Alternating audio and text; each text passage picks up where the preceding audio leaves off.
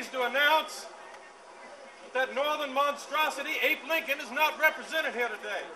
Huzzah! We will not allow his presence in this town.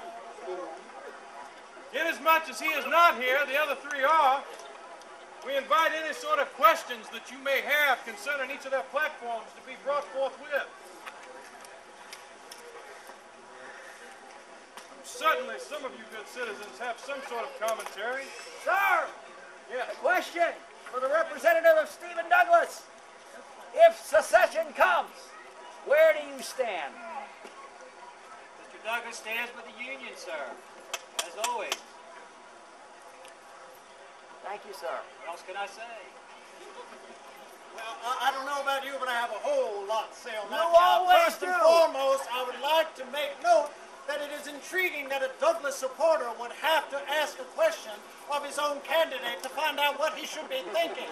Yet again, fucking Douglas. I would also like to take this moment to point out that yet again, the elector for Mr. Douglas did overwhelmingly speak in the absolutes of we the people and only this, only that, only that. Well, I do not know about you, but where I was raised in Virginia, it is each to their own, to your heart. And who amongst you as you look in this crowd can say, we all think the same? Who all in there like Oprah? Well, there you go. I prove my point. There may be a mass crowd, but there's only one gentleman here. And this is indicative of the American spirit, because yet again, the Douglas supporter, which asks the Douglas elector, what shall I think, what shall I do? I'm surprised his knees have not yet buckled up from underneath him with the weight of such a sentiment. You may ask about secession, but I notice in the course of your asking that question, you did not ask who was seceding. Are we talking Massachusetts seceding? Are the northern states not the ones that are sending these armed mercenaries into our backyards? They all seem powerfully upset that they do not like our Virginian ways. To my way of thinking, Massachusetts does not like it. Massachusetts can go out of the Union. I would not raise a hand against them. However, should Virginia decide to go out of the Union, well, there's hue and cry raised in the North to force us to stay where we are. And need I remind you, the Constitution is based on a compact between sovereign states. There is no provision in my Constitution to forcibly keep somebody in that compact of sovereign, dare I say, equal states. There is no compact in there. And dare I say, even if there was such a provision, what type of country would you care to live in that would be made whole by the force of jackbooted, uniformed, armed mercenary militiamen forcing you to stay within inside? No, we come together as a nation made one, a collection of states made one by the voice of, dare I use this line, we the people. And as such, we are not banded together, following in the wake. Well,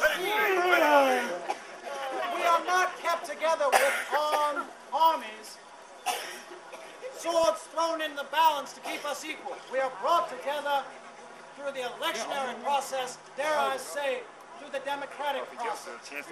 Much questions have been raised about secession, and yet again I would see a gentleman ask a question and he talks. He already has his mind set up. I see Americans are always open to vision. We choose to go forward. They talk about the acquisition of Cuba. Who would not be for this? Dare I ask you, it is the manifest destiny to spread the American creed across the continent. Cuba, Nicaragua, Paraguay, dare I even say the sick man of Mexico shall eventually come under the sway of the great American Constitution. Till soon we have one great ocean-bounded republic. You'll put Mr. Kennedy to sleep. Oh, I'm glad you did ask the question, because you got him to open his mouth and reveal that no matter who goes out, he's for secession. Now yet again, my learned colleague has put words in my mouth. I just repeated what you said. Go ahead. You don't care if it's Virginia or Massachusetts as long as ask. Well, now I remember correctly, were it not back when our great country was brought together as a series of sovereign states, Virginia desired to rid our American country of slavery. It was Massachusetts that voted to keep it. Thank God. Speak up. Mr. Mayor, we have a question over here. You have a question here. What do each of the candidates feel about The implement of commerce task.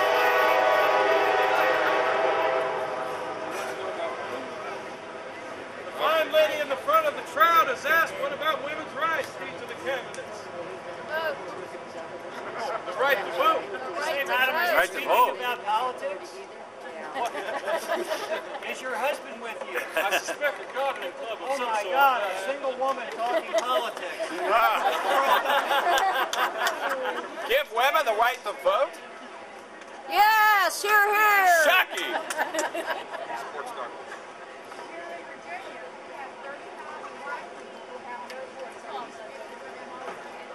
Yes, you can. No, today you're 21 as a male. As a prelude to your question, the woman just asked about the right of women to vote. They do not vote. They have no voice. White men without property have no voice. Black men and black women have no voice.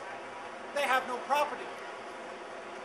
If something is going to be put at risk, should the owners of that which is being put at risk be first and foremost consulted as far as what shall be impacted by the course and destiny of our nation?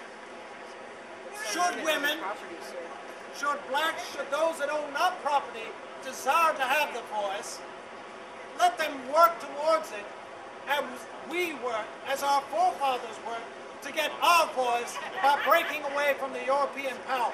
What about all men being created? Here, Breckenridge. All men are created equal. Well now, ma'am, if you saw a drunkard lying in the corner of the street, It would be a spew Breckenridge coming from his supporter. mouth.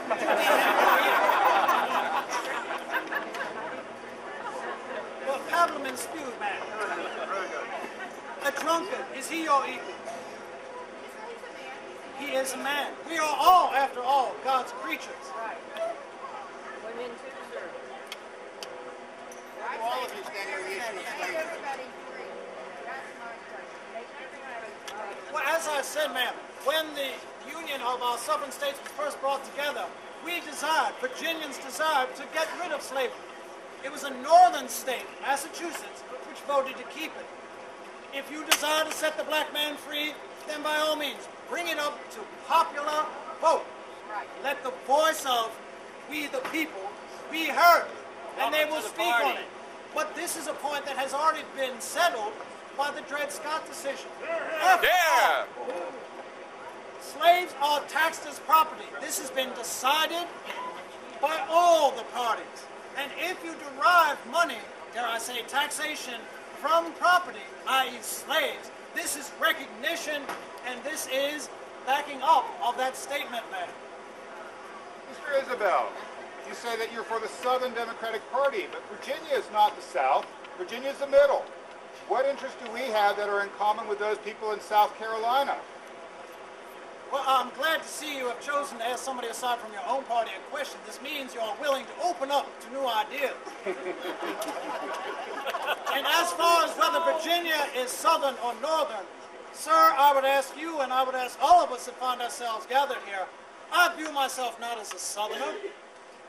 As God is my witness, I do not view myself as a Northerner. I view myself first and foremost a Virginian. You may call it what you will. You can call a pig a horse, it's still a pig. And as... Like Breckenridge I beg your pardon, sir? As Breckenridge what, sir? is a pig. Now, you see, I'm trying to put forward ideas and dialogue, and you lower it to the level of invective.